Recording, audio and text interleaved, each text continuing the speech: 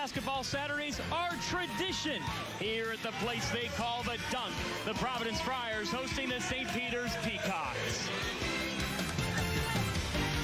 Hi, everybody. Alongside my partner, Andy Katz, I'm John Fanta. Andy, it's early in the marathon that is college basketball season. These two teams looking to bounce back from losses earlier this week. How can they adjust? Well, first of all, John, you got to know who you are. Providence is not a great three-point shooting team. 35 three-point attempts at Northwestern in a loss. Ed Cooley telling me we got to get back to who we are. That's defend, rebound, cause some turnovers, get this game being a little bit more physical. They've got the advantage against St. Peter's this afternoon. With some of those adjustments come new look starting lineups. These are presented by Jeep Grand Cherokee.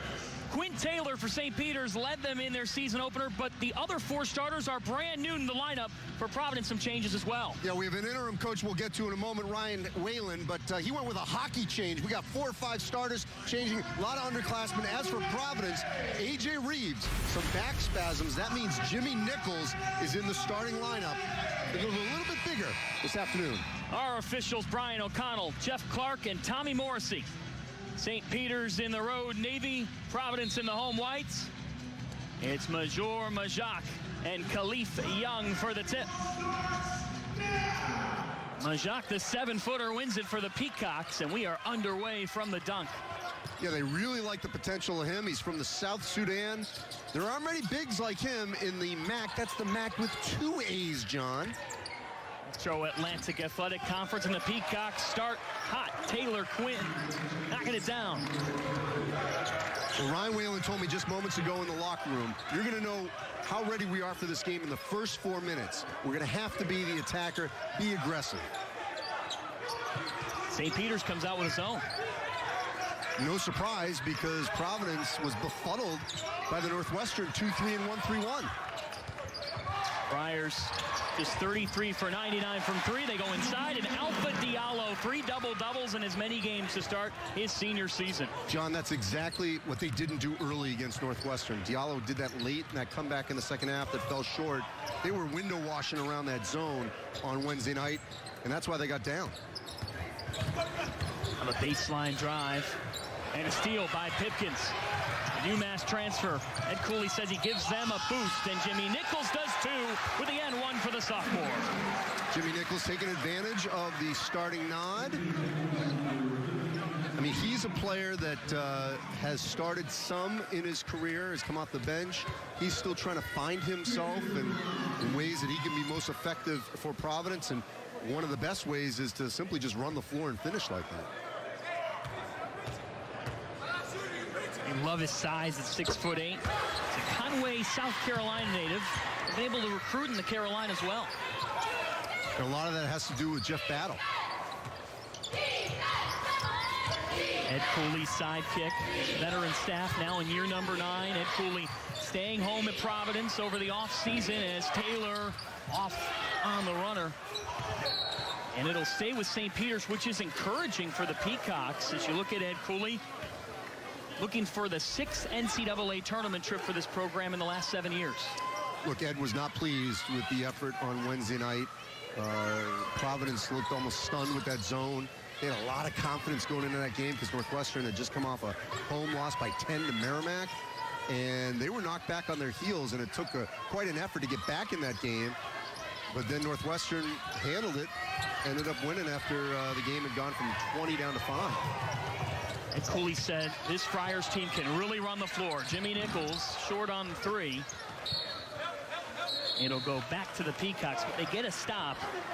And what an opportunity for Ryan Whalen, coming over from Eastern Kentucky to serve as an assistant under Shaheen Holloway, the second-year head coach of this program, currently serving a 4-game suspension. This is 3rd game of that.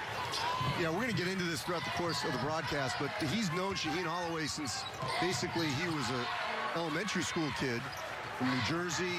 Ultimately, they worked together at Iona under Kevin Willard, then Seton Hall. And so he was the natural with the 4-game suspension to Shaheen Holloway to step in here on an interim basis. Here's Khalif Young, scoreless against Northwestern, short on this hook attempt. And Majak, 7-footer who they love inside, and Ryan Whalen thinks that he could play a real factor in the MAC because having a 7-footer in that conference stands out. Yeah, I mean, look, in these games early for St. Peter's, it's all about getting ready for the MAC. And really, big picture in the long term. I mean, he's starting sophomores and freshmen here. Here's Diallo to Duke. Couldn't hit the lay-in. That was an issue at Northwestern. Yeah, they missed a lot of twos. I mean, look, overall, though, you know, we saw Jimmy Nichols take that 3 2 possessions ago. In the last 2 games, Providence is 17 for 65 from threes at 26%. That's not who they are. They got to change that. They have the length to change it. There's Banks with 7 on the timer. Matthew Lee pulls the trigger. This one short.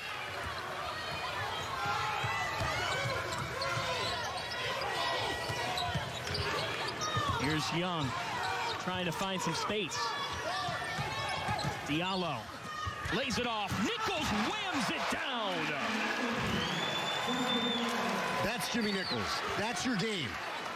Not a pull-up hesitant 3. Run the floor, finish, and Majak getting a little bit of a eye-opening experience to high major basketball. Jimmy Nichols given the opportunity to start this afternoon. He did not play the first game of the season as the Friars take a charge. That's Duke standing tall, and this sophomore class is shining. So look, Jimmy Nichols can be sort of that utility infielder, if you will, for Providence. We should mention, Nate Watson out still with the knee injury. Best case scenario could be the Penn game coming up. They hope that he'll be ready for the Wooden Legacy over Thanksgiving. And also Greg Gant, who really had a phenomenal game for them against Northwestern. He is home dealing with a personal matter in North Carolina. So overall, Providence down 2 forwards that they expect to be in the rotation when they get deeper into the Big East. So Jimmy Nichols clearly has to perform this afternoon. Diallo off. Young puts it back. It's a 9-0 Friar run. All right, so Ryan Whalen said, see how we react in the first 4 minutes. How they come out of this first time out could be a real difference maker in how they can perform the rest of the afternoon. St. Peter's dropping a double-digit affair to Bryan in their season opener. This team with 9 underclassmen out of their 14 players. They are young, retooling, but now 3 on the timer. They need a shot. Estrada can't hit. Offensive rebound, though, put back in. It's Woods. Providence looking to run at every opportunity here. Duke can't knock that down, but Young comes up with the extra opportunity. The 3 from Diallo. Rebound for Drame.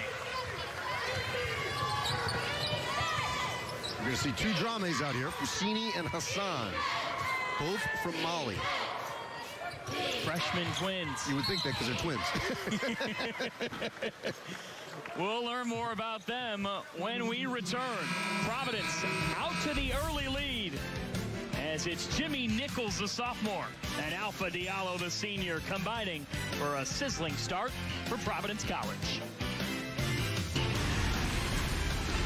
FS2 College Hoops is sponsored by Jeep Grand Cherokee.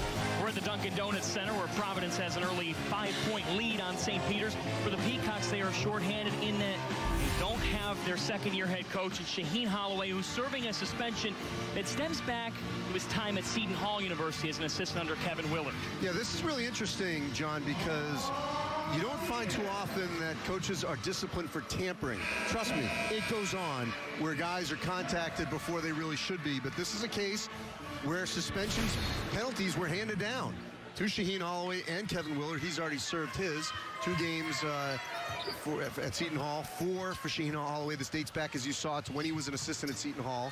And Ryan Whalen has known him, and he actually told me that Holloway was his favorite player when Holloway played for his dad, who was an assistant at St. Pat's in New Jersey. A shot clock violation forced by the Friars. Continue. So, look, they are in simpatico here. I mean, they are thinking alike. The rules of the suspension are these, John. Shaheen can be with the team everywhere except for competition. So he was at practice before they left New Jersey to come up here, but he would not talk to the team Here's Diallo, who lays it up and in. Once they got here until they returned. It's fascinating, though, because Ryan Whalen looked up to Shaheen Holloway growing up. Said he was his favorite player. Ryan and Shaheen known each other since Ryan was 7 years old. That's when he first got to know Shaheen, when Shaheen was playing at St. Pat's, and Ryan's father, Joe, on the staff. So those two know a thing or two about each other. Here's Malik White with the steal and the slam. And Providence is on fire here at the dunk. Timeout, St. Peter's. Malik White reading the passing lanes. This is who Providence is and should be. Get out in those passing lanes, pressure the ball, and then finish with a flurry. Too many threes is going to mean a loss like they had the other night against Northwestern. Know who you are. Stay in your lane. Malik White doing an outstanding job there. At the end of that Northwestern game, he picked up his 5th on a double technical, and that kind of cost them because they were within 5 at that point. But this is exactly what Malik White should be doing, and St. Peter's plays right into it. Looking at the Friars, we've talked about offensively some things that need to be better. Defensively, Ed Cooley feels like they're right there with anybody in the Big East. Yeah, when they can board and they've got their bodies. I mean, this is an afternoon where they're shorthanded. Big picture, when they get Nate Watson, and I think the game Wednesday would have been different because Ryan Young of Northwestern, the redshirt freshman, had an outstanding game, but he didn't have as big a body going against him. He would have exerted a ton of energy on the defensive side if he had to guard Nate Watson. So when Nate Watson is healthy, it's going to be a big difference. Speaking of that defense, here's some pressure. St. Peter's with 14 possessions thus far. Just 2 buckets to show for it. I mean, every coach will tell you that you get energy on your offensive side from your defense. So when your defense is up and at them in their grill like they are right now, it's going to produce a little bit more energy on the offensive end. Taylor's foot out of bounds on the catch in the corner. Yeah, we're going to see a lot of that, John. There were 7 instances of players stepping out of bounds in the NIT when they experimented with the new three-point line. You know, this is my, 3rd Providence game. I think I've seen it twice so far. So we're going to see more of it when guys get in that corner because it's a little tighter and narrower. You're keeping count. I am. That's Cat stats. I think I've had 2 so far. 7 St. Peter's giveaway. This ball was deflected with plenty of time on the shot clock for White, senior point guard. Enters it inside. Nichols was fouled going up. What a start for Jimmy Nichols. 5 points already and heading back to the charity stripe. Well, this is great when you've got an opportunity. You know, the whole coaching adage of next man up. And Jimmy Nichols is taking advantage of it. As you said, did not play in that first game in their victory over Sacred Heart. Minutes have been somewhat limited because of who's in front of him. So he's taking advantage of the opportunity this afternoon. On the other side, Quinn Taylor, that's his 2nd foul. He led St. Peter's with 14.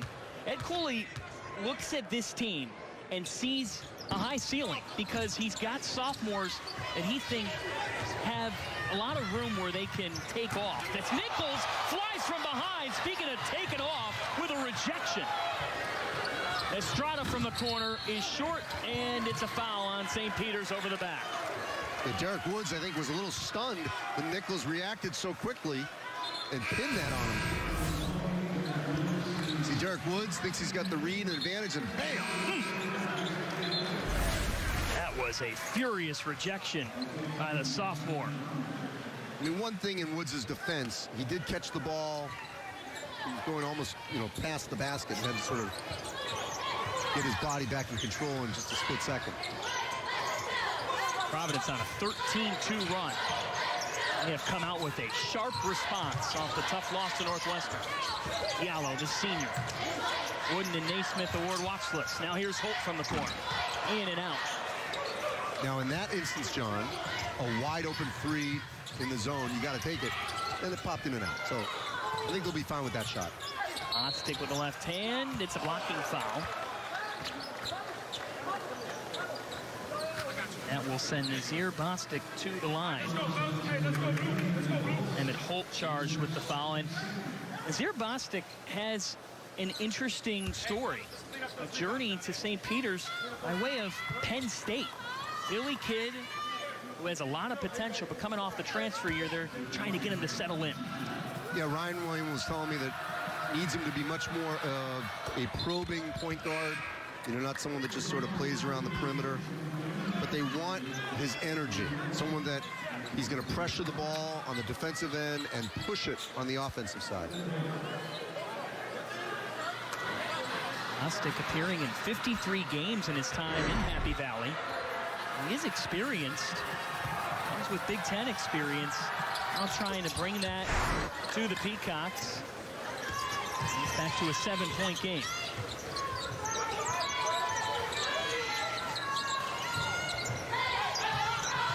And Peters back into a man-to-man look here. It's going to be very interesting to see how many threes Pipkins takes today. He's 6 of 22 so far this season, 26%. Young had it stripped and taken away by St. Peter's. A couple of players laying out. It was Bostic who came up with it and then was fouled. 6 of 23, excuse me.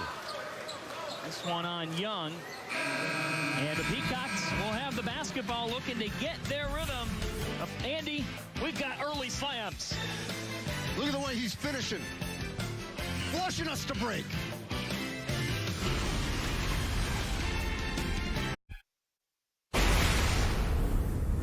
We're doing a good job defending. Now we got to be able to finish.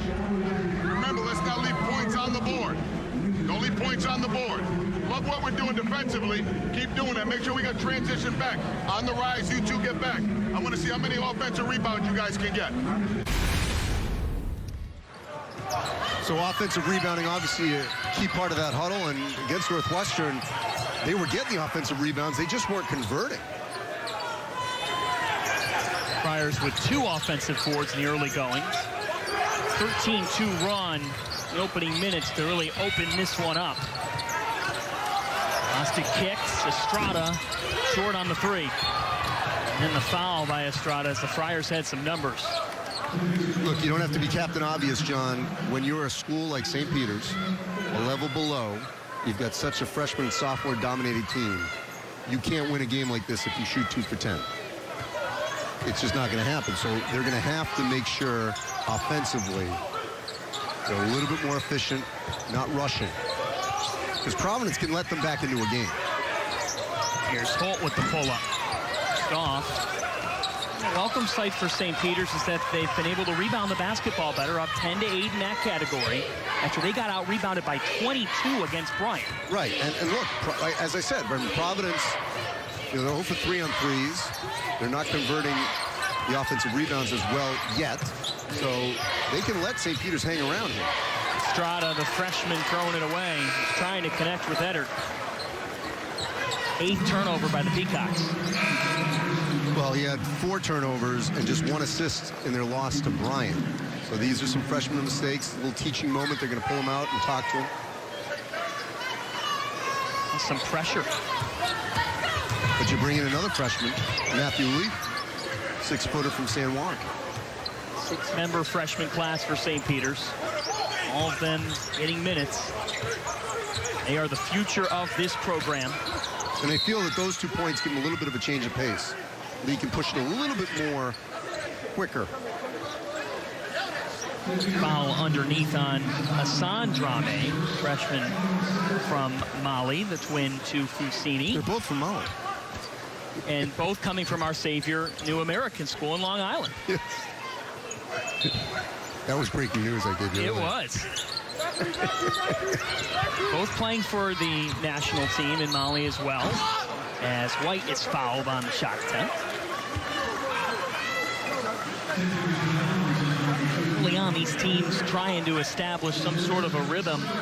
Both coaches wanted to see the offensive execution get better. What's the takeaway from Providence thus far? A work in progress. I thought early they were getting it inside. Remember that opening bucket by Diallo, or early in their couple possessions. They just got to continue to be more patient. You know, the hard thing about a game like this, John, is you have to create your own energy. Because nothing against, I mean, the crowd actually is filling in here this afternoon at the Dunk. They always do. No, they do.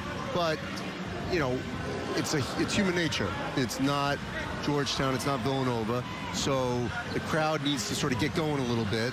And if you're Providence, you got to sort of create a little bit more of that energy within yourself because it's not going to come as much from the crowd. 2 seconds ran off the clock after that initial whistle, so the officiating crew, a veteran crew here looking at things. Brian O'Connell, Jeff Clark, Tommy Morrissey. These couple games here, they got Merrimack on Tuesday, Providence. You know, this is going to be hard to judge the Friars because their first road game, they lose, and it was looking pretty bad at one point when they're down 20. You know, so Providence may not know as much about its team until certainly later this month. When they head to the Wooden Legacy in Anaheim, even in December, that's when some big tests come up for this team. They're going to play Florida at the Barclays Center. That'll be followed by a big one on Fox, December 21st, when they take on Texas, part of the new Big East Big 12 agreement. Yeah, I'll be at Kansas Villanova that afternoon. I mean, so it's going to be a monster doubleheader. You tried to do 2 in one day. You were looking for that anytime on a Saturday. A little difficult when they're back-to-back. We can't forget about Providence, Rhode Island as well. Yes, December 6th. I was there last night for URI, Alabama. The place was rocking down at the Ryan Center. Anytime those two schools meet, which is every year,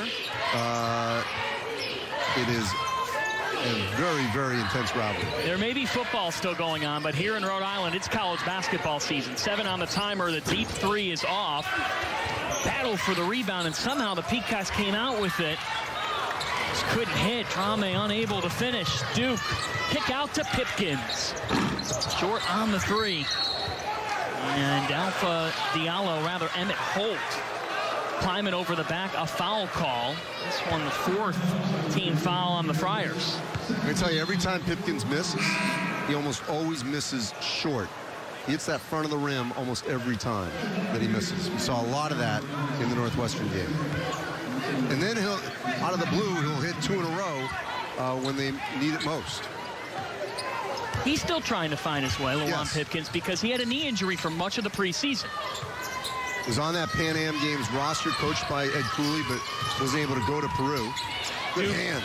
Duke with defense. Pipkins lays it off. And good deflection that time by Fousseyni Drame. Yeah, Pipkins and Duke almost looking at Young like he could have just laid that up.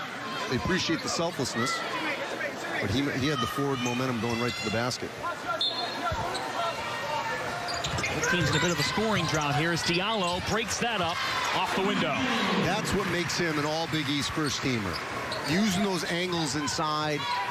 Veteran player, senior, can sense that the offense needs a little something, and he delivers. New York City kid. He's got that city game. Loves going to Madison Square Garden every March for the Big East tournament as Eddard off the glass. St. Peter's within single digits despite a bit of a cold start. Yeah, I mean, it looked like it could have gotten out of hand, and they're still right within it. Diallo. A lot more energy defensively, moving around the zone. Good defense. But Duke was fouled. Lee tried to hang with him. Look, you can see the difference between Estrada and Lee. Lee a lot more active, using his feet, even though there was a foul, basically altered that shot for Duke. I mean, he was right in his face. David Duke, that's been a big positive for Providence because he has settled in nicely here to start off his sophomore season while he struggled from the field against Northwestern. 14 points, 5 rebounds. You know what the key stat is there? He got to the line. There's 4 or 5 at the free throw line. And if he can continue to do that, get the contact, that's what Ed Cooley wants out of him. Had 8 assists in their season opener win. And even though he might not be playing the point guard position, Ed Cooley loves his ability to facilitate from the 2 spot. Yeah, I mean, look, he can handle the basketball. I mean, that's not a problem. He needs to be a star for them. It's that simple.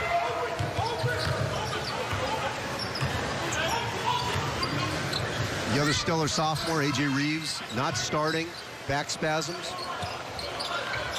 Yet to see him today. It is questionable. And got deflected right into your kitchen, Andy Katz. bad. Man, you dish it off. Drop the pen, you know, I think the pen was still in my hand. We facilitated back in the day. You got a little hockey assist right here. That's right. 9 on the timer here.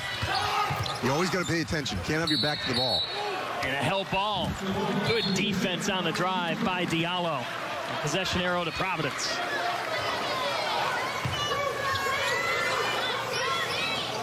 (19-8) Friars lead out of the gates. They've been able to force 9 turnovers. So St. Peter's in a zone. Providence is going to see a lot of that this season. Oh, Pipkins caught everybody napping. Diallo, and the follow by Young. So in that instance, they get 2 cracks at it. Young able to follow off the Diallo miss. That was so frustrating for Providence against Northwestern. They had opportunities, and as much as I've been hammering about the 35 threes, it was missing so many 2s. I can sense the frustration in your voice. Hey, I was being impartial. You called that game, and it was.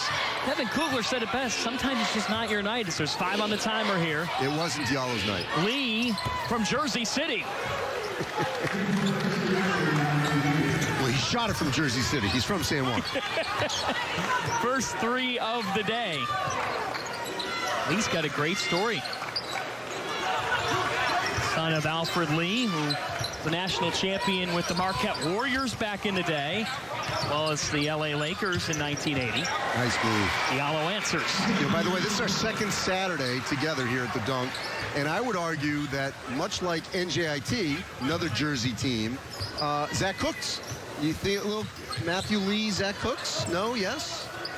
Lee, just a freshman. Yes. Cooks, a unanimous Atlantic Sun selection. So it's early as White picks it off. He's got a couple interceptions, and the senior finishes easily. Up to 6 points, and another timeout for St. Peter's. Got to get the easy buckets. If you're Providence, Malik White, know who you are, stay in your lane, and in this instance, get in that passing lane. But St. Peter's not going away. Matthew Lee from Jersey City. He shot it, but he's from San Juan. But it's Diallo inside with Young with the finish. We're at the Dunk. Second up with defense to set the tone. Well, before even we get to that, John, it's the way that they've been working inside, not relying on the 3, but here are the passing lanes that they're cutting off from St. Peter's. You got to get the easy buckets to get yourself going. And Jimmy Nichols, in. You know what? He runs the floor very well because at the other end, flush! The sophomore personifies explosiveness, and he's got 5 points, getting the start today. A.J. Reeves sidelined with back spasms. He's questionable to play today, and you make the most of the opportunity. This Providence sophomore class was one of the highest touted classes in the country when they came in. And look, he was down in the rotation. There's a good chance that Greg Gant, clearly could or may surpass him. Greg Gant is back in North Carolina dealing with a family matter, so Nichols taking advantage of the opportunity here. Nate Watson, as we've said, out for still an extended period of time with a knee injury. They're hoping back certainly within a week, 2 weeks at most. So they need Jimmy Nichols, and he's answering it. For St. Peter's, the turnover bug has hit them. 12 turnovers, and Providence has produced 17 points off those. Nothing for the Peacocks in that category. Here's Pipkins. Duke. Crossover. Nichols baseline. Knocks it down, and Jimmy Nichols up to 7 points. Did that kiss the glass? About a little bit. I think it did. Jimmy Nichols. Ed Cooley's been waiting for him to fully blossom. Maybe today is that coming out party. Well, this would be great news for Providence if they can count on him coming off the bench. Estrada. Or be a spot starter. Answering Aaron Estrada, the freshman from Staten Island, who comes over from St. Benedict's prep. Yeah, well, if they can get perimeter shooting from Estrada and Lee, that'll help them a lot in the MAC. The MAC with 2 A's. Here's Pipkins. Whoa. Was rejected by Watson. Whatever Ryan Whalen said, Peacocks have increased the intensity, and they've got 4 unanswered. The But Dallas Watson, they expect him to be a pest on the defensive end, use his length to be disruptive. That's exactly what the 6'4" sophomore from Brooklyn did. Sophomore from Brooklyn. They've got local products. That's what this coaching staff brings to the table as Duke knocks down the three. Speaking of local, the hometown kid. Yeah, from Providence. Player and coach. Ed Cooley, the head coach of the Friars. He shares a special bond with David Duke. Duke recruited all across America, and he stayed home. Here's Watson, fresh off that block. Another ball handler. They can rotate various players to the top there. Sophomore just short. It will go back to the Friars.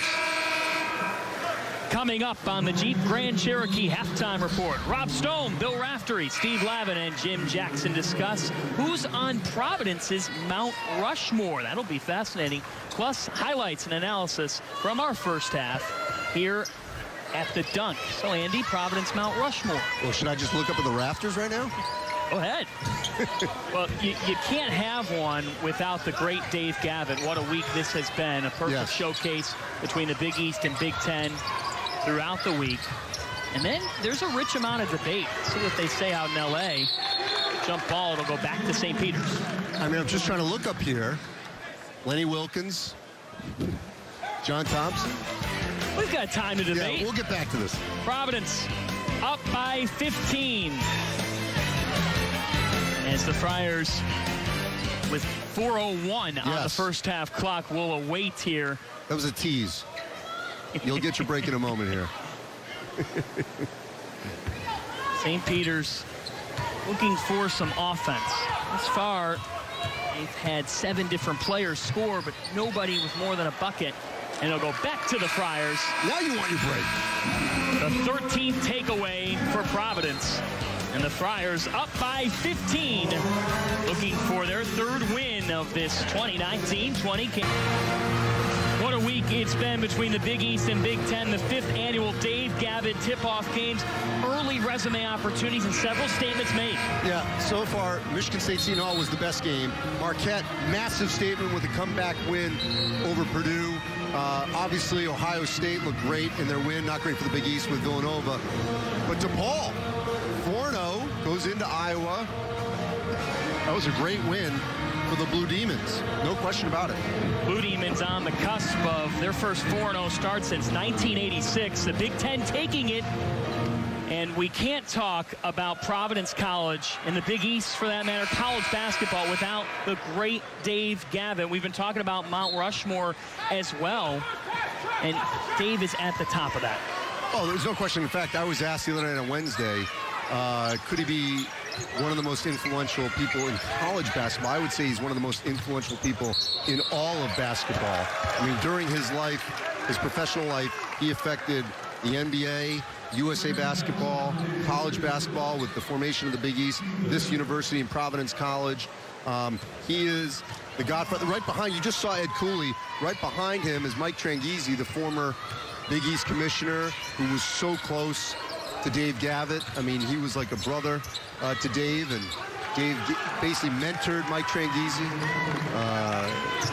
Just an icon in the industry, and a great legacy, as you know, with his son Dan, who's the executive vice president at the NCAA, in charge of men's and women's basketball in the NCAA tournaments. A great friend, a great leader at the NCAA and all of basketball, and a former, born and bred here in Rhode Island, former AD at Bryant. White short on the jumper. It really is a special legacy, and credit to Jim Delaney, the Big Ten commissioner, and Val Ackerman, the Big East commissioner, for putting this tribute together to Dave Gavitt. And the game's reflected it all week long as Watson pulls the trigger. Just off on the 3. St. Peter's 1 for 8 from 3. Here's another from Estrada. This one goes. And a quick timeout there from Ed Cooley. When you talk about Friars up by 10 right now. Less than 3 to go in this first of the Peacocks. A smile with official Brian O'Connell. What an opportunity this is for him, and his team has fought hard. Yeah, if they can get this under 10 going in a half, they're going to feel pretty good about themselves, because there was a stretch where this looked like it was going to way out of hand. Inside to Duke, and the foul for David Duke. Trying to get inside. That's exactly what Providence needs to do here.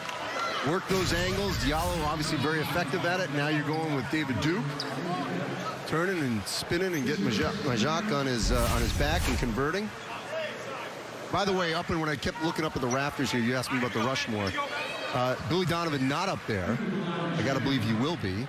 Now his name is on the practice court on campus, so he would have to be there. And if you were to go modern era of Providence basketball, as in the last 20 years, there's no question. I think Ryan Gomes had a phenomenal Providence career. John Linehan, both great players when Tim Welsh was the coach here. And with all that Ed Cooley's done in transforming this program, in the decade previous to his time here, Providence wins just one NCAA tournament. Now they're searching for 6 on the last 7. Brian O'Connell with the over-the-back call on Majak. And look, Alpha Diallo, should go to the NCAA tournament 3 of his 4 years, and he will leave Providence at the end of this season, I think, with quite a legacy here. No question about that. All Big East first-team selection.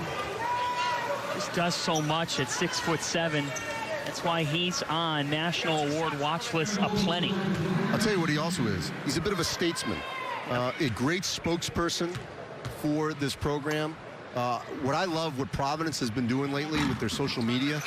When they scrimmaged Purdue a couple of weeks ago, they had Alpha Diallo after basically give like a full breakdown and report as if he were a coach or one of us. Did an outstanding job, and Providence, like a lot of schools, is doing a great job providing that kind of coverage. It's so vital in today's era of college basketball. No, we live in an era where social media, it gets you to the next level in recruiting, in everything. Yes, we live in an era where the media is dwindling in terms of coverage on a daily basis. And so when schools can provide it, it's outstanding. I will also say, though, in this city, the Providence Journal, Kevin McNamara, their beat writer who's been there forever, one of the best in the country. Think about the Friars on top of everything going on in social media as Duke tries to fire up this crowd. They've got a brand new practice facility. Their locker room's been upgraded significantly. Lorraine Fryer Development Center in year 2, and it has been a game changer for this program.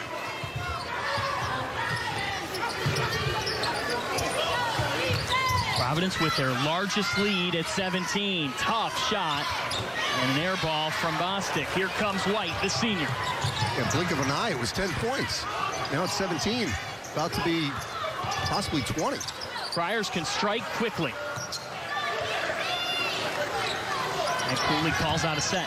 You're looking at that smile by Ryan Whalen. It's going to be a frown pretty quickly. Holt and the foul. Speaking of statesmen, Emmett Holt. One of the best stories in college basketball. We've talked about it the last couple of broadcasts. Emmett Holt should not be playing college basketball. He was in a life-threatening situation 2 years ago, 6 weeks in a Boston hospital. Lost, he was down almost 60 pounds with an intestinal issue where he had multiple surgeries. Providence College did an outstanding job staying by his side, literally by his bedside. And just a remarkable story. Speaking of Kevin McNamara of the Providence Journal, wrote a great story you can read a couple of days ago. And I will say this, U.S. Basketball Writers' Most Courageous Award, Emmett Holt has to be a candidate for that honor this season because what he went through, even be on the court. Last year he tried to play, just fatigue set in, so he sat down essentially for the rest of the season. Now he's come back and he's about 90%.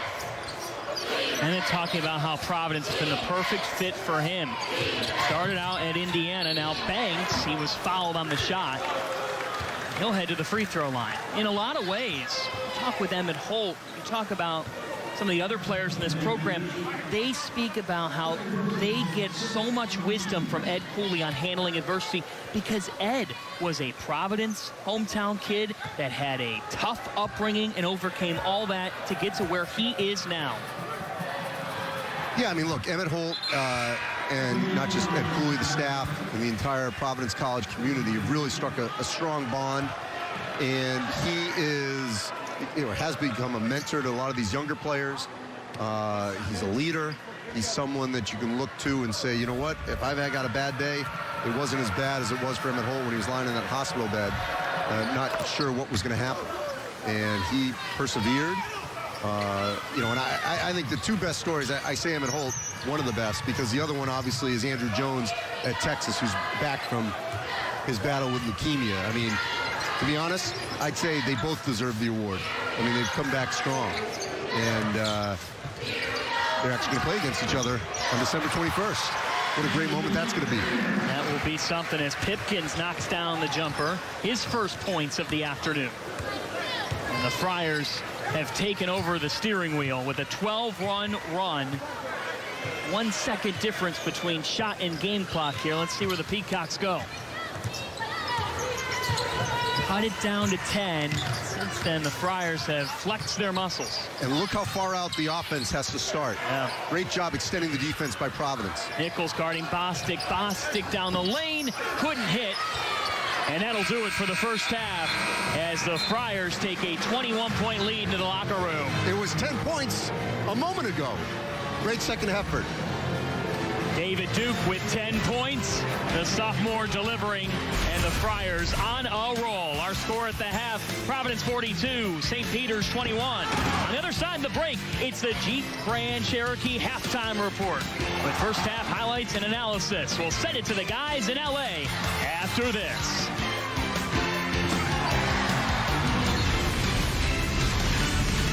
And I know Ed does too. Ed Cooley, 10 assists on 16 field goals. That's staying within themselves. And David Duke, team high 10 so far. He had 14 in the loss to Northwestern, 21 a week ago today when you and I were sitting right here against another Jersey team, Jersey Tech.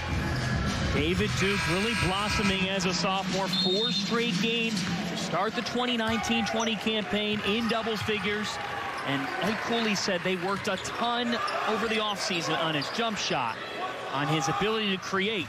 Here he's trying to create now.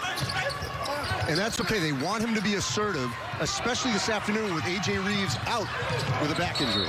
Matthew Lee had a lay-in, but an offensive foul drawn. Great transition defense by Pipkins. Putting his body inside, taking the blow right to the chest, hold his position. No flop there. They're watching flops. No call. No need. That was legitimate. Ed Cooley says Pipkins gives this Providence team a much-needed edge. Well, look, he torched him last year when he played for UMass. And that game against Northwestern was a little difficult for Luan, and he's from Chicago, had never played in Chicago before. A little shot happy against the Wildcats. Diallo just short on the 3, but Young is stripped. And stay with the Friars.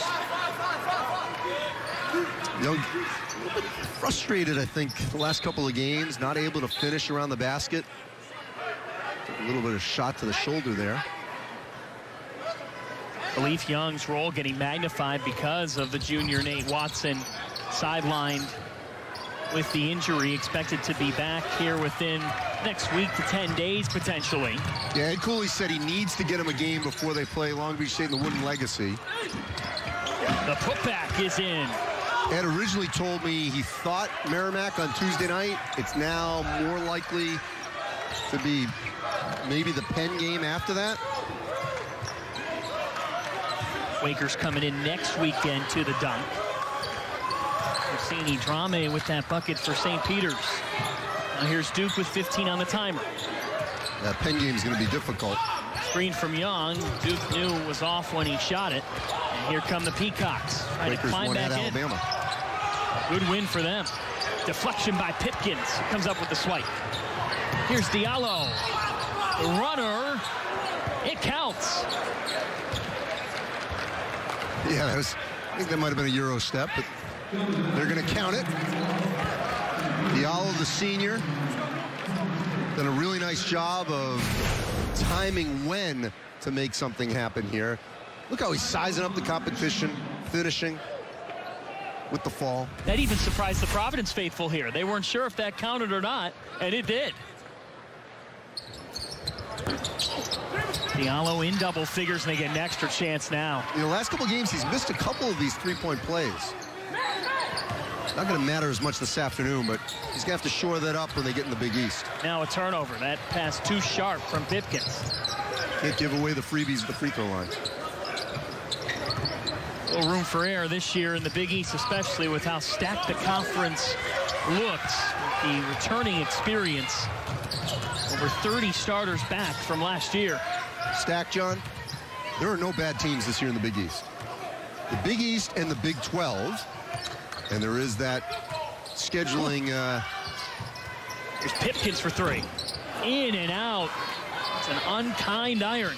Yeah, there's going to be a scheduling challenge, obviously, this season. We mentioned some of those games. Both those leagues, all 10 teams at this juncture of the season feel like they have a shot to the NCAA tournament. You can't say that about any other conference. No other conference has 100% of its teams right now, outside of those two, feeling like they have a chance to go to the NCAA tournament in November. Foul on Pipkins, just his second. That makes the Big East Big 12 battle, which starts up this season, that much more intriguing. Oh, it's going to be great. Providence, Texas, Kansas, Villanova. See that stat at the bottom of your screen. That sums up today. Providence with the 23 points off turnovers, as many as the Peacocks have in this game. Here's Bostic. Penn State transfer. The runner falls. And then he falls on the cheerleader line, but with a grin. That's what Ryan Whalen wants to see out of Bostic. Yeah, Bostic is a player that can certainly create, make things happen, able to finish there. Leads the team with 6 points. Yeah, Ryan Whalen told me, and we said this in the first half, he needs to continue to go downhill, as they say. Coaches use that terminology a lot. Get to the basket. Don't go around the perimeter. Probe, go downhill. And that's what he did on that drive. Young off the catch from Duke. Had it taken from him. Sini Drame. Now Lee on the pull-up. Just long. An extra opportunity now as Bostic comes up with it. Peacocks out-rebounding Providence, 19-17. That's a big improvement from game one, but a turnover by Bostic, and that's their 17th. Hey, John, I just want to complete one other thought about this Big East versus Big 12. You know, we mentioned the two sort of higher profile games in Kansas, Villanova, and Providence, Texas. But there's legitimately some, like, NCAA tournament type games. I mean, DePaul suddenly, they're relevant. They take on Texas Tech at home. That could certainly be a great win for them. Georgetown going to at Oklahoma State. They got all their starters back. You got St. John's, West Virginia. They're playing in the Garden. Seton Hall at Iowa State. Hilton, one of the toughest arenas in the country. These are all games that are going to help both conferences in terms of their resumes. Diallo walk with the basketball. And that's exactly what you want in a non-conference schedule. I love it. I love that Val Ackerman, the Big East commissioner, Bob Bowlesby, Big 12 commissioner, thinking out of the box. All these other leagues going to 20 games. Big East will eventually go to 20, obviously, in a year when UConn joins. But you got to look for different ways to improve your schedule. And they were able to fold in. The other one I didn't mention, Marquette K-State. They folded in some of these series and created new ones. Golden Eagles coming up with a big win over Purdue earlier this week. They'll take on Wisconsin tomorrow on FS1. Here's Duke. He's fouled by Lee. How about that week for Marquette? Home Purdue, coming down from double digits, and now you got to go to your rival, Wisconsin. No rest for the weary. David Duke leading the Friars with 10 points. Ed Cooley wants this by 19 on St. Peter's early on this second half, and it's that time for Andy Katz's Big East Power Rankings. Now, these aren't predictions. No. Andy, we've got to look here at the current status of the conference. This is a snapshot in time, the Big East Power Rankings. And as we speak right now, Seton Hall is the best team in the league. Had the best game last week, even in a loss, 37 for Miles Powell, losing Michigan State. Creighton's at the bottom of that right now because of the way they looked against Michigan. Doesn't mean they're going to finish 10th. But I'm giving DePaul some kudos. I'm giving St. John's some praise. And the reason Providence was down at the 6th spot, I don't think they'll finish 6th, but they lost to Northwestern. They were down by 20, okay? So that's where they were heading into today, in my mind. Villanova, oh, they're not going to finish 4th, John. Blah, blah, blah, blah. Hey, they got blown out at Ohio State. Now, they beat Ohio today, but that's where they were prior to today, in my mind. Snapshot in time. Not predictions, power rankings as we speak. I'll challenge you with one. Go ahead. Georgetown is still 5 despite a controlling win by Penn State in D.C. That's a legitimate challenge. Who would you put above them?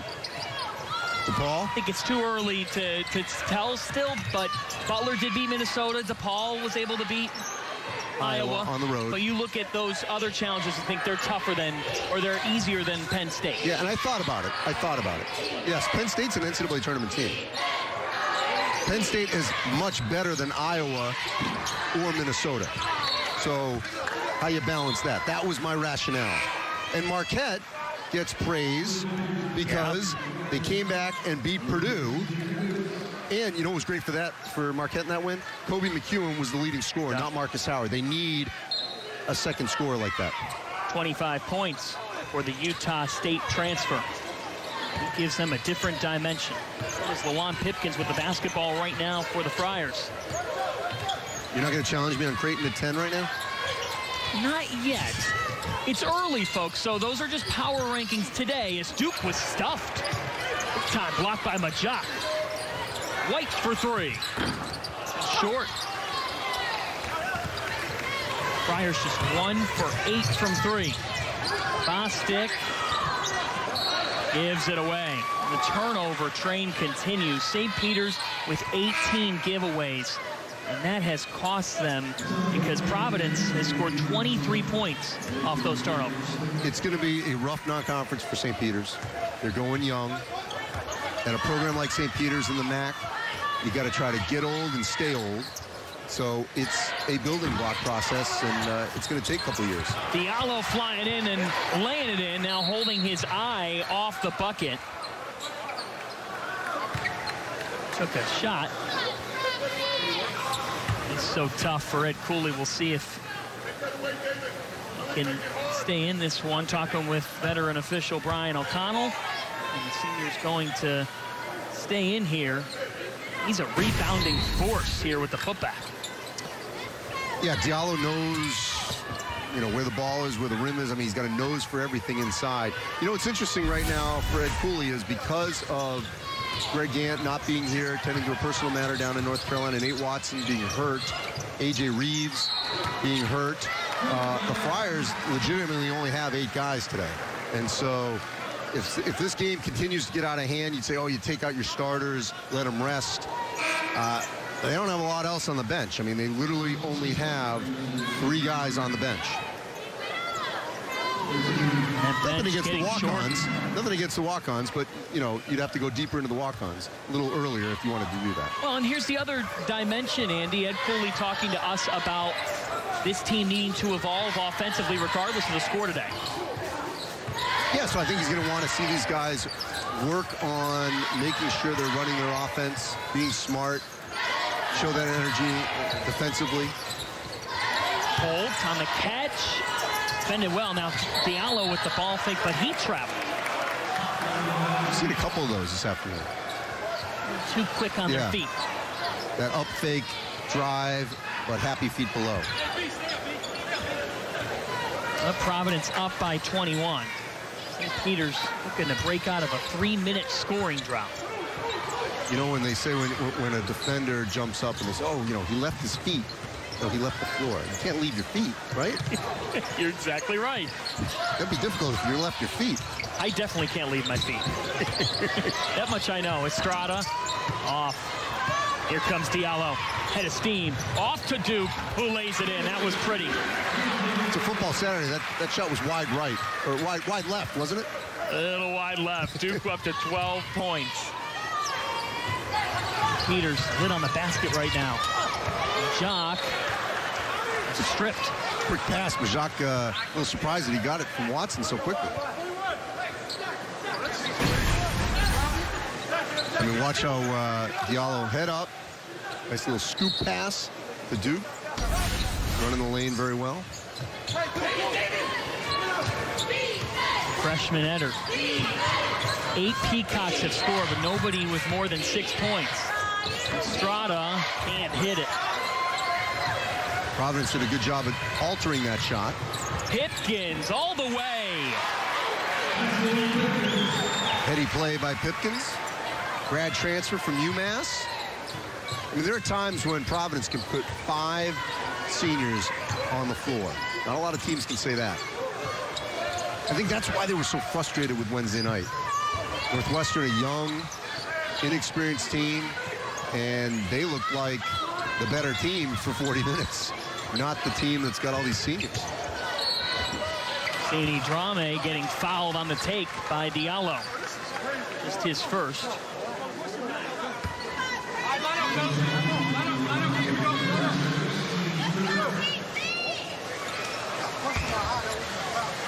So that sends Drame to the line here. For St. Peter's, Andy, they've been able to get inside.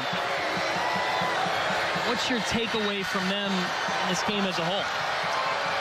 I mean, for the Peacocks, you know, they want Fusini to be much more of a factor.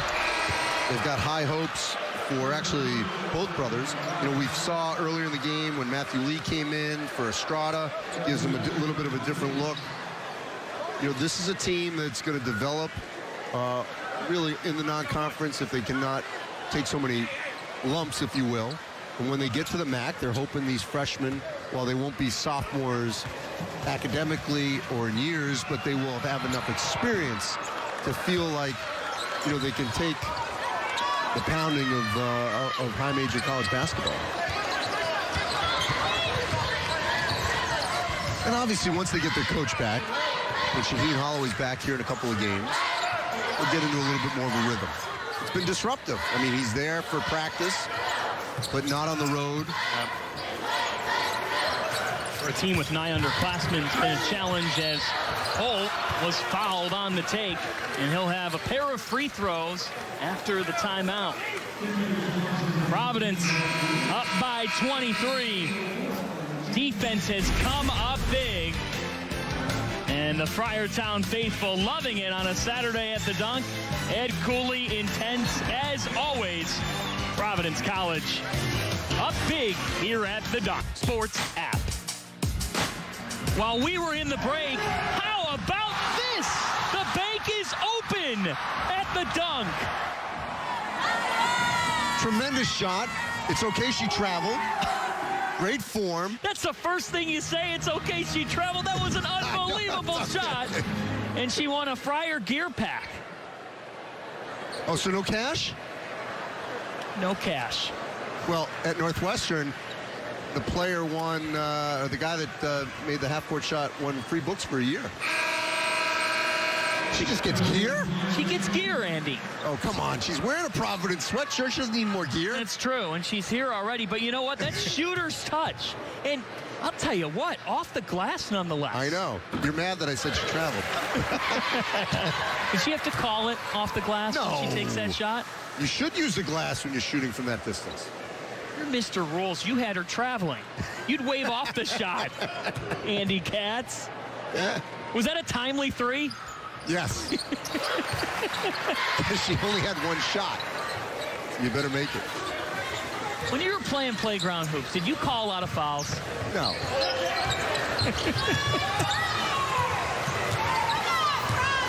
right, good pressure from Providence here. They're going to play the full 40. Chris Monroe getting some run. Estrada walked with the basketball. 20th turnover by the Peacocks. Providence just gets up in your shirts. You know, Chris Monroe didn't play against Northwestern. And, you know, he's another player that's trying to climb his way from deep on the bench. And so in these, 11 minutes, it's a good opportunity for him. Nichols with 7 points in his stars. There's a one-hand slam for Woods, who's skies high.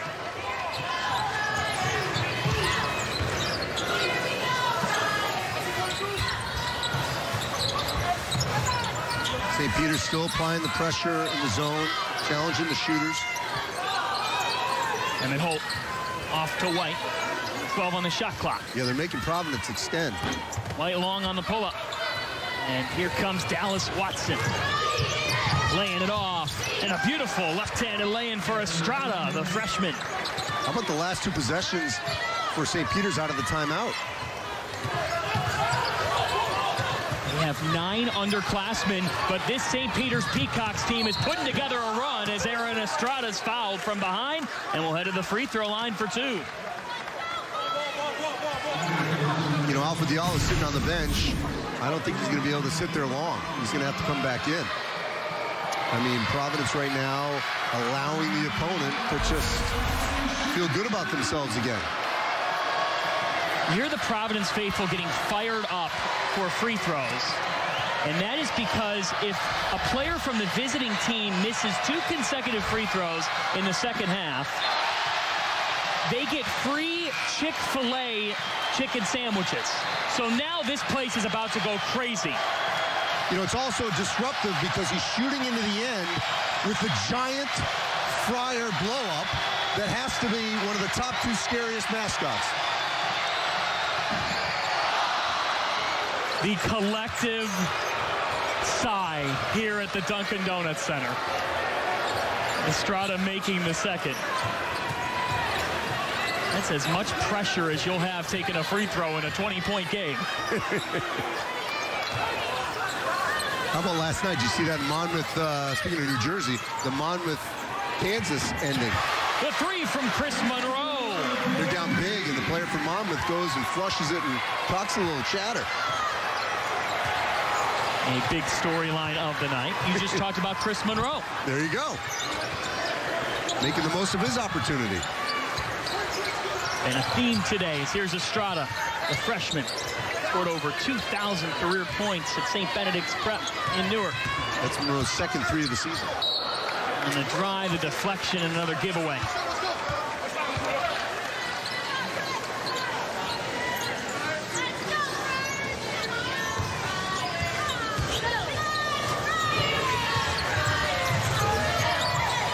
Here's White.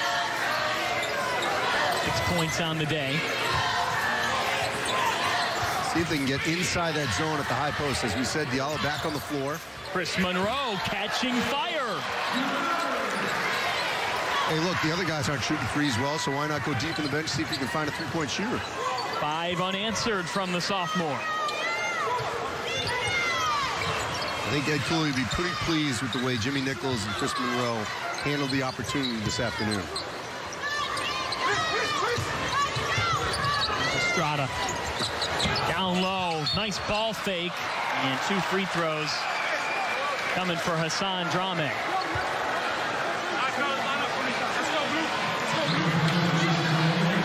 The expectation with Hassan and Fousseyni Drame is that they're going to give them sort of, you know, a burst of energy when they're on the floor. But they expect Hassan to be a little bit more aggressive offensively and certainly a defensive pest. All right, you can go on your Chick-fil-A thing here. Look at that. They really want some chicken. So everyone gets chicken? Everybody gets chicken. We're going to let this moment speak for itself. Oh, look, it's a foul shot. F-O-W-L. You love the promotions.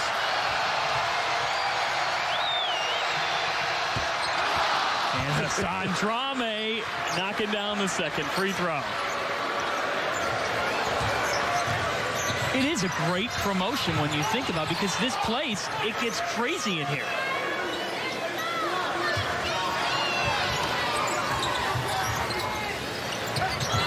Holt losing it. Woods coming up with the steal. 4 on 2 now. And Woods just lost the basketball. Well, I mean, that's not him to dribble straight up down the court. He had Lee on the wing. He was calling for it. Heady play to get the steal, but then you got to finish it and play smart at the other end.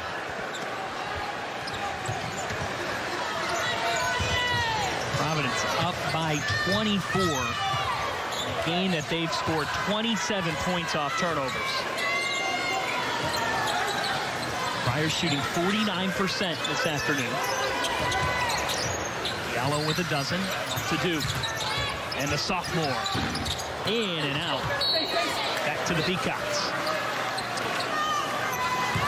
St. Peter's did a good job of boxing out that area when the ball dropped down. Providence really only sending one player in there to grab the rebound.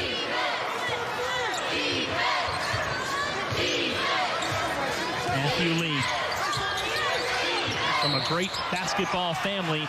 Duke charged with the foul. That's his third. But the Friars up by 24. With less than 8 to go here at the dunk. It's Diallo and Duke and Providence on top. Here's a look at the major non-conference games for Ed Cooley and the Providence Friars. They already lost one against Northwestern, which will probably finish at the bottom 3 of the Big Ten. Wooden Legacy, they opened with Long Beach State. The other side of the bracket, you've got Arizona. They hope they can meet Arizona in a championship game. URI saw them last night knock off Alabama. That game's on the road. One of the best rivalries in a state. It's no pub. It's going to be a very difficult game for them. They're going to play Florida in Brooklyn. The Gators projected to be one of the top 2 teams in the SEC. And then in that Big East, Big 12 matchup, Texas, which has already won, at Purdue. Monroe is short. Peacocks come out with it. A lot of opportunities for resume wins for Providence. Got to get some. Can't leave it all up to the Big East, even though there are no bad Big East teams.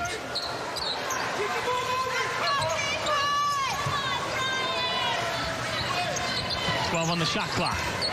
Estrada, the pull-up. Just short. The Peacocks shot just 33% this afternoon. Diallo gives it away. It's a run-out opportunity. Hassan Drame couldn't finish the slam. Well, the aggressiveness will be welcomed. But, I mean, it's a situation where he's a freshman.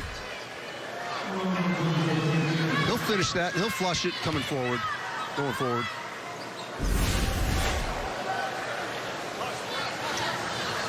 I told you early on, for St. Peter's, they started 4 new players today. All but one in their 6-member freshman class has now started. It's a young team. And that's why you see a lot of turnovers. But Providence converting on them. 27 points off those turnovers. It's one thing if you get the turnover, but you got to finish at the other end, and Providence has done a great job of that. And that's really what should be and will be their identity. Score off their defense, pressure in the passing lanes. They've got 2 veteran guys in Malik White and Lawan Pipkins. White is a finisher, not a starter, and that's okay. We sat down with him at shoot-around against Northwestern the other day in Chicago, and both he and Ed Cooley were talking about how, he didn't accept that at first. You're used to starting, coming out of high school, you're, a big man on campus, and then you get here and you're not starting. You got to accept it. But he has learned that finishing and playing more starters minutes is going to matter more, and he's got it. Quinn Taylor just lurked up a little too much for the foul. That's his 4th. The senior had 14 points in St. Peter's opener, but today Taylor scored the first bucket of the game, and all he has is 2 points. And Ryan Whalen, the interim head coach, top assistant, says he's got to be the heart and soul for this team. Young, the pull-up. The big man has a jumper. Hey, he struggled a little finishing inside, so why not step out? Use that baseline jumper. Up to whatever gets you going.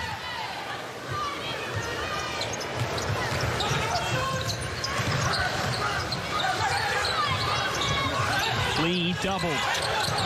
Getting swarmed by the Friars and calling a timeout. Great pressure from Providence. And forcing St. Peter's to make a tough decision right there. Calling the timeout. Providence.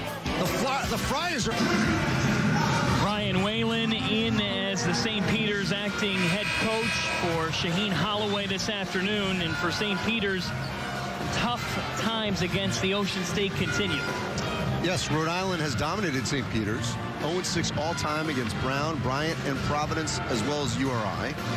They just lost at home to Bryant, so it's not just traveling to the Ocean State. It's also when the Ocean State keeps coming in. This Friar mascot keeps knocking my chair. He knows that I have nightmares about the Friar mascot here. And now he's hovering above us. Right behind Andy Katz here at the table. Must be watching. The rejection from Nichols. Here's Diallo. Euro step. Couldn't hit. Hits it back. throws it away. Yeah, I think he thought Malik White was right behind him, but Young is a little more effective when he's 10 feet away from the basket. You asked for All it. right, look at that. Okay, how is that not scary? Look at that. I'm never going to sleep. Oh, see, he's watching me. He's listening. Okay, America, it's the Providence Friar and the Wichita State Wheat Shocker, two scariest mascots in college basketball. Watson from the corner, scored on the three. Those two need to meet each other. Well, you know, Providence and Wichita State played a home-and-home a couple of years, 10 years ago. It was during the Tim Welsh era. And I believe Mark Turgeon was the head coach of Wichita State. All right, there it is. There he is. Okay. It's the inflated Friar. Think about that. That inflatable Friar stands, what, a good 30 feet? Look at that. Kids love him. In Taylor, first time at the line today and knocks it down. No chicken for you. Oh, they're booing him. The Dunk faithful are relentless. Taylor, the leader of this Peacocks team, 14 in the opener. I'll tell you what really scared me once was outside Bob Driscoll, the AD, outside his office. He's got various Friar heads. Yeah. Okay. Lee downhill, and that's goaltending on Nichols. Jimmy Nichols getting the start this afternoon. Greg Gant not able to go. He's home with a personal matter in North Carolina. Nate Watson still out with a knee injury. And A.J. Reeves, that's why he's starting, with a back injury. White off to Diallo, unselfish play on the pass to Young, who was fouled. Yeah, overall, I mean, this is a team Providence should beat, and should beat by double figures. And they're without three key rotation players this afternoon, and they're still winning by 22. That's good news for Providence. After a very disheartening loss Wednesday night against Northwestern, their next game, we showed you the key non-conference games. The shot of A.J. Reeves there. Their next game is actually against Merrimack Tuesday night. I'll be here, you won't, which is going to feel weird. Thanks for telling me my schedule.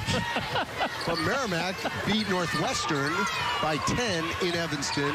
Northwestern just beat Providence, so there's no question that Merrimack has Providence's attention. And he will be here Tuesday Yes, with the I great will. Scott Graham. Yes, 4 in a row. I hope the Providence Friar fans will welcome me back. Here's Banks, the pull-up. Long, but an extra opportunity now for Lee. He can't hit. Woo! And out of nowhere, Nichols with the board. Just snatched that rebound. Sophomore from South Carolina, explosive. Now in the corner, Jimmy Nichols. Just short. Taylor comes out with it.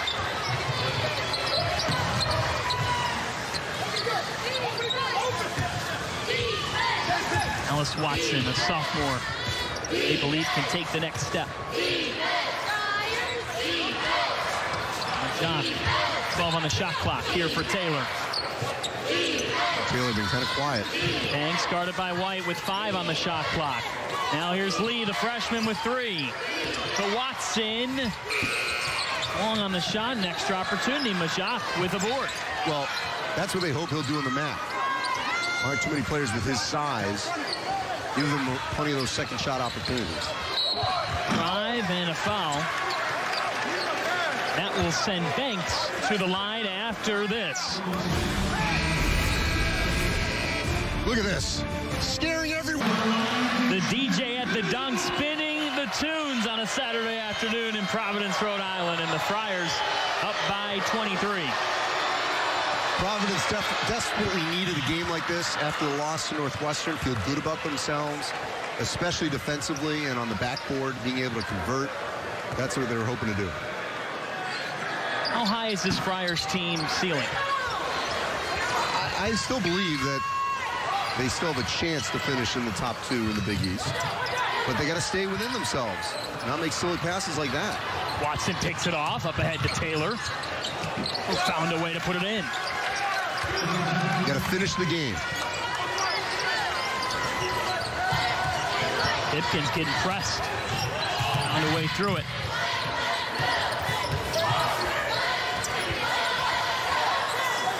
Diallo with a dozen. His first 3 of the afternoon. They give him 15. Ed Cooley wants a timeout. I think he may, at this point, start to look to clean up the bench a little. Actually, he's still putting his reserves in there. I don't think he was happy with that previous possession. I think he's a little flustered right now that they're not able to really put, I mean, obviously it's up 23, but play better in finishing this game. We've been talking about Mount Rushmores, and for Providence College, great teams throughout the 70s and 80s. Andy Katz, go ahead. All right, so you never told me how many, I could put on my Mount Rushmore. I know there are 4 in South Dakota, but here's what I did. Jimmy Walker, all-time great at Providence. Lenny Wilkins, Ernie D. Billy Donovan took him to a Final Four. Eric Murdoch. And then I'm going to go in the last, quarter century, keeping up with Murdoch, Ryan Gomes, John Linehan. And then there's been phenomenal coaches that have come through this program. But Dave Gavitt is the all-time best, the godfather of basketball, not just college basketball. But think of the coaches that have come through here, okay? Rick Pitino, Rick Barnes, Billy Donovan, Keith Gillen, player. Okay? Now Ed Cooley. Tim Welsh doesn't get enough credit. I thought he did an outstanding job during his tenure here. And Ed Cooley's taken them to another level in the modern era. So it's been a great feeder ground, if you will, for coaches, certainly. And some players who played here and Yes. then went on to coaching. Yeah, that staff, when you look back at the Rick Pitino staff in '87, you had Jeff Van Gundy, Herb Sendek, Tubby Smith, Amazing. Gordy Chiesa, in the NBA for a long time. Stu Jackson, how can I forget Stu? Ed Cooley here with just over 3 minutes left in this game. He's fired up with his team right now. Well, because they're being careless. That sort of floating pass that Pipkins threw, I think it was Pipkins that threw to the corner 2 possessions ago. He wants to clean that up. Because here's the thing, John. No offense to NJIT and St. Peter's, but the loss to Northwestern, I think, told them more that they still don't know necessarily who they are, how good they can be. And they may not know that till the end of this month. They may not even know it then.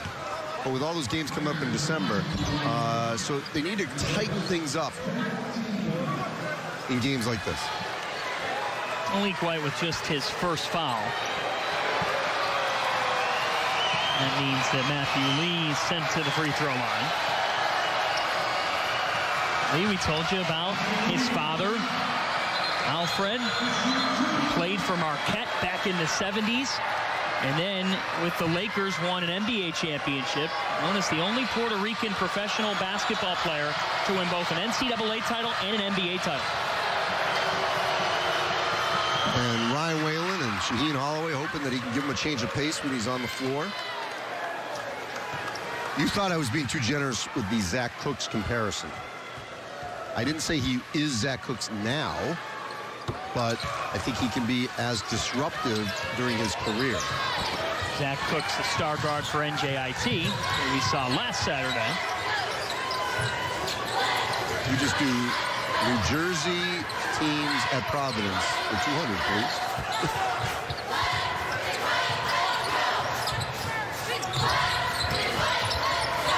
10 on the timer. Duke, a pull-up. In and out. Holt was fouled. So to your point just a moment ago, John, they're up 21, and you think in most normal circumstances you'd have the walk-ons in now, but I think in this instance they want to make sure that things are just tighter with the starters. Okay, this Friar mascot is now haunting me.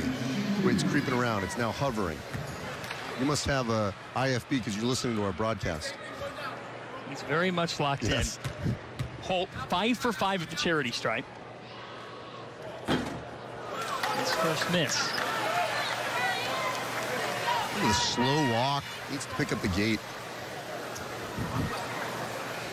Well, you said it. They've tried different versions of him. Yes. This one has stuck. Yes. Emmett Holt, 6th-year senior. Short on the second. St. Peter's, they haven't gone easily away. It might be a 21-point game, but this young team has fought. Fancy footwork by Lee to make sure he didn't travel. Bank short on the three. The effort has not ended. As you can see, Taylor's trying to force the ball away. Yeah, Chris Monroe, a little bit of a sloppy pass after corralling that rebound. A little too aggressive by Watson. His third foul. And with St. Peter's in the penalty. I think what we can say, John, is the 106 that Providence put on Sacred Heart in their opener, that's an outlier. So let's be done with that. That's not what Providence is going to do this season. They're going to be a team that's going to score more in the 60s. How can they score efficiently? Well, first of all, they may get zoned more often than not. And so they're going to have to use Diallo inside the way he was effective at times. I think when Greg Gant comes back, he can certainly do that. Nate Watson, they're going to funnel a lot through Nate Watson once he plays. I mean, Ed Cooley just lavishes praise on what Nate Watson can do for this team. He's just a big, wide body who can score around the basket. Lee for three. Buries it. Matthew Lee into double figures with 10 to lead the Peacocks. Play the full 40. St. Peter certainly is. Peacocks will be back in action on Wednesday when they host Wagner at the Anatelli Center. You're not doing that game. I was kidding. Here's Nichols. And a foul on Holt, the weak side. See, I didn't know your schedule. You thought I knew your schedule. There's Nate Watson. You talk about this team being shorthanded. He's a Kareem Abdul-Jabbar watch list nominee and expected to make a big impact when he comes back. Yeah, I mean, he can score around the basket. He can be a rim protector. As much as Providence can get up and down at times, certainly we've seen that in terms of transition buckets. They're going to play a lot through Nate Watson. And think about how much more effective Alpha Diallo will be in when a defense has to collapse on Nate Watson when they're in the post. And then Diallo can slither his way in on the weak side. A lot of possibilities there. And then someone like Khalif Young or Jimmy Nichols or Greg Gant, there's not as much pressure on them because they'll play a little bit fewer minutes. Ed Cooley doesn't shy away from the bold statement. He told us he believes Nate Watson could be the Big East most improved player of the year. Yeah, I don't disagree with that. But they're not going to rush him back. Big picture is to get to March. They want him to be out there and be effective. They've been to the NCAA tournament 5 of the last 6 years. Here's White. It's going to be 6 or 7. An air ball on the 3. Wide left. What do you make of St. Peter's here in the closing stretch? They've given it, I mean, they haven't taken a possession off at all. All right, so now it is time to start going deeper into the bench for the walk-ons. Andrew Fonts, the junior guard, Portsmouth. A week ago today, hit a 3 against NJIT, the pride of Portsmouth. Played with Cole Swider, who's at Villanova. Sent the dunk into a frenzy. Yes. Monroe with the board. And Duke is fouled by Banks. Just his first. More free throws to come here for the sophomore hometown kid. Yeah, Fonts can definitely stroke it. On a team that struggles to make threes, I don't care if walk-on scholarship or not, he can drill them. David Duke came in averaging 15 points per game through 3. A free throw away from reaching his average, and does. How have you seen him grow? Become much more assertive. You know, he was a part of the summer team as well. I think all that really helped create even more chemistry and bond with this team. Friars on their way to their 3rd victory. Take on Merrimack and Penn Both at the Dunkin' Donuts Center this upcoming week before heading to Anaheim for the Wooden Legacy. I'll be here Tuesday night. Nichols comes up with it. He has impressed today. Yeah, Jimmy Nichols making the most of his opportunity. Took that one errant three early. Otherwise, he stayed within his game. 1 second difference here. Yeah, done a nice job on the backboard as well. Let's see if they get a shot for Fonts. Duke was fouled.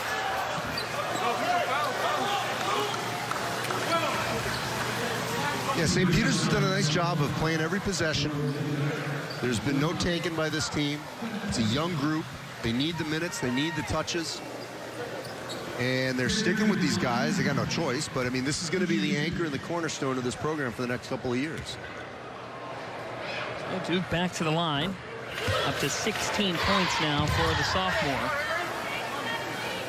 Between Duke and Diallo, they've combined for 31. Yeah, you can argue that David Duke's been the most consistent scorer so far this season. Here's the freshman Tommy Dempsey, pride of Binghamton, New York. Father, head coach at Binghamton. Final seconds here at the Dunkin' Donuts Center. Providence rolling behind stout defense, and the Friars notch their third win of the season. A great win for Providence to just get back in their rhythm. Once again, our final score, Providence 68, St. Peter's 47. For our producer, Keith D'Alessandro, my partner, Andy Katz, I'm John Fanta. Let's send it to Queens. St. John's of Vermont with Pat O'Keefe.